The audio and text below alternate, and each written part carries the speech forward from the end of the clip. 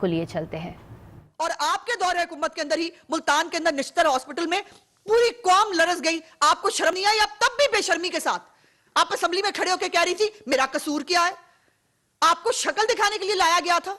आप हार गई थी, रिजर्व सीट के ऊपर आप पे मेहरबानी हुई, आप आ गई असेंबली के अंदर। और जब आपसे सवाल किया जाता था, आपकी एरोगेंस का आलम यह है कि ना आपके लीडर को पूछा जा सकता है ना आपको पूछा जा सकता है क्यों भाई आसमान से उतरी हैं आप। ये कोरोना फंड का जवाब किसने देना है? वो जो लाशें खाई जानवरों ने, उसका जवाब भी आपने देना है। वो आपने अब यहां पे भी देना है, ऊपर जाके भी देना है।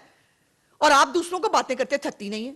फिर आपके ऊपर बहुत सारे इल्जाम आपके हल्के के लोग लगाते हैं। मुझे बहुत सारे आपके हल्के के लोगों ने कहा कि कोई पार्किंग वार्किंग के भी जो है वो आपने ठेके दिए, आपके रिश्तेदारों को पार्किंग के ठेके मिलते थे। और हां, जब आप आई, जब आपने 2018 के इलेक्शन के बाद आपने महकमा सेहत का चार्ज लिया, उसके बाद आपने जो मुफ्त अद्वियात जो शहबाज शरीफ साहब के दौरे हुकूमत में जो वो जो है कॉन्ट्रैक्ट करके गए थे, आपने वो कॉन्ट्रैक्ट खत्म कर दिए क्योंकि आपको उसके अंदर से कमीशन चाहिए था। आपको उसके अंदर जो है वो आप उसके अंदर मामला तय किए बगैर आपने मुफ्त अद्वियात बंद करा दी इस मुल्क के अंदर।